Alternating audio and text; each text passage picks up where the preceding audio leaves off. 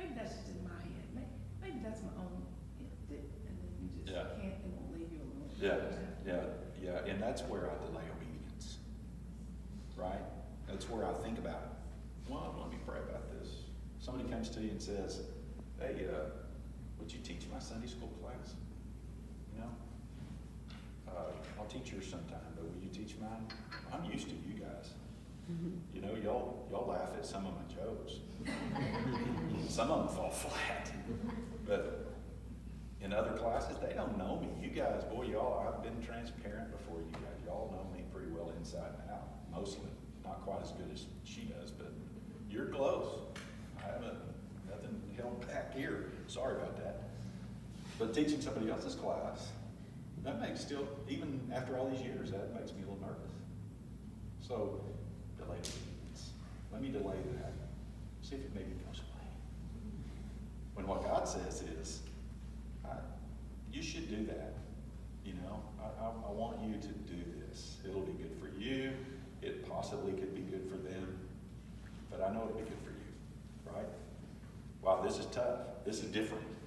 He's asking him to let go of something that he holds very dear. That word love there, that's the first appearance of that word in the Bible. That's the first place where the word love is mentioned in the Bible.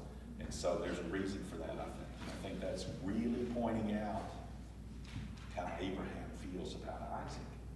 Now, has some people look at this and they say, he says, take your son, your only son. Okay.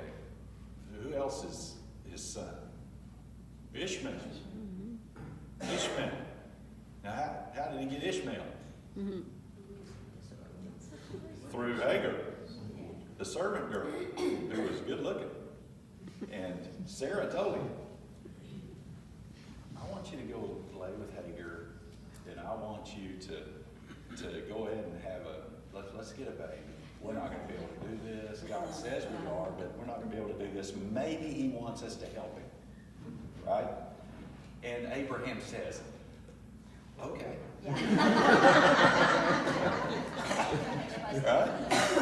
No delayed obedience there, boy. Wow. And so when he says your son, your only son, he's alluding to the fact that Isaac is the son of the promise. That's the son of the promise. Because what came out of that? Who's Ishmael? He's the father of the Arab nation. That's who he is. He's going to be a wild donkey of a man, always fighting against his brothers. There'll all be strife and fighting in his house, right? And people don't believe the Bible. He's the father of the Arab nation. What's going on over there? Wow, all the time, right? So take your son, your only son, the one I promised to you. But he actually calls out his name as well. You know, so there was no misunderstanding which one he wanted to acknowledge. Exactly. But people get caught up in that. They discuss this. Your son, your only son. Well, wait a minute, that's not his only son. Well, he also made Ishmael into a great nation. He did. But he's not the son of the promise. Isaac is the son of the promise. Okay? So. Well, God promised already that through this son, there will be things that will happen way past when you're gone that I will have blessed. And so now he's like going, okay, wait, you won't be dead. Right. Anyway, so God doesn't test his people to lead them to failure. You get that, right? He's not testing you to lead you to failure. He's not. His intention in testing us, and boy, this is tough to say out loud, to place affliction on our lives, right? To afflict us with something. I think a lot of us are already afflicted. Affliction in our lives, because these afflictions produce what? Endurance. Endurance produces what? Character. And character is recognized and witnesses that are witnessed produces hope and growth in the faith, right? I mean, one of our greatest witnesses with other people that are watching us, either baby Christians or people who haven't accepted Christ yet is how we respond in times of affliction and trouble Right. and sacrifice. They're going to see how you stand up in those times. They're watching you. You know, if you're a Christian, and everybody in here professes to be, if you're a Christian and you're going through an affliction, then other people out there know you're a Christian. There are no Secret Service Christians, not now, right? So other people know you're a Christian and you're going through something difficult. Other people are watching you, right? They're going to see how you go through what you go through. So Abraham going through this really difficult time, who knows? Other people are watching. Those servants that go with them, they're watching. Abraham's already told him, he said, listen, there's Mount Moriah over there, and they can see him. They've got wood. He's got wood on Isaac's back, okay? Isaac's carrying the wood. He's got a knife in his hand. And they're walking over to the mountain. And he says, you guys stay here. The boy and I will be back. We're going to go worship over there for a little bit, and then we'll be back. So is he telling him a lie? Or is he telling him what he believes is truth based on God's promise? As the story progresses, we see that it was faith based on God's promise. Okay? It was his hope. That this is what God would do. He knows that Isaac is the son of the promise. This is your son, your only son whom you love. Son of the promise. I want you to take him over there and sacrifice him. But wait a minute, God. Abraham's thinking in his head, maybe. Who knows what he's thinking? This is me projecting into Abraham. But let me get old. It's okay. I'm already old. If he's telling me to take him over there and sacrifice him, and yet he is the son of the promise from whom God is going to make into a great nation, used to begin that process.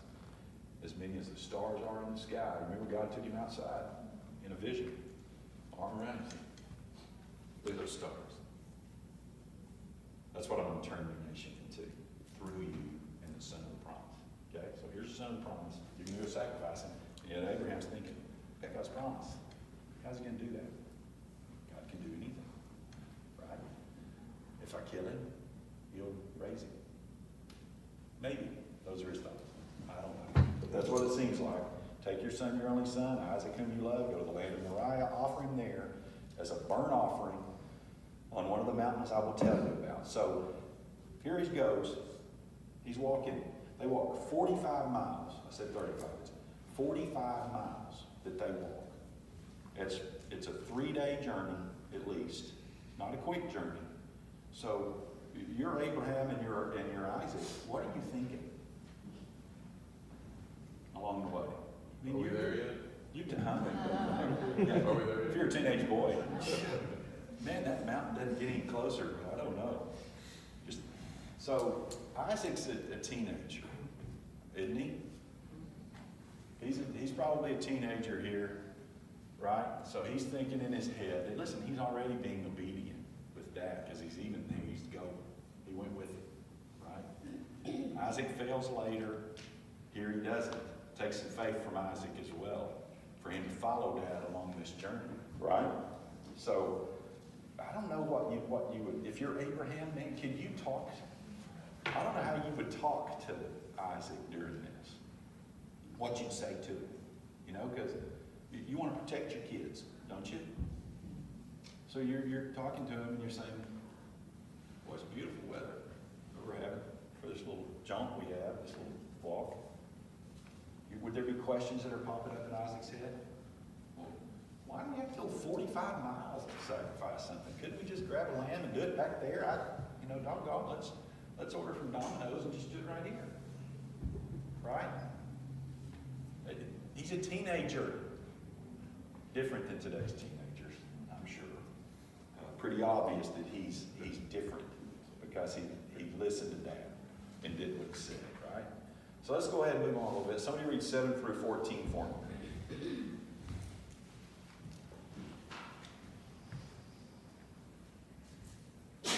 And Isaac said to his father Abraham, "My father," he said. "Here I am, my son," he said. "Behold the fire and the wood, but here is a lamb for a burnt offering." Where? But where?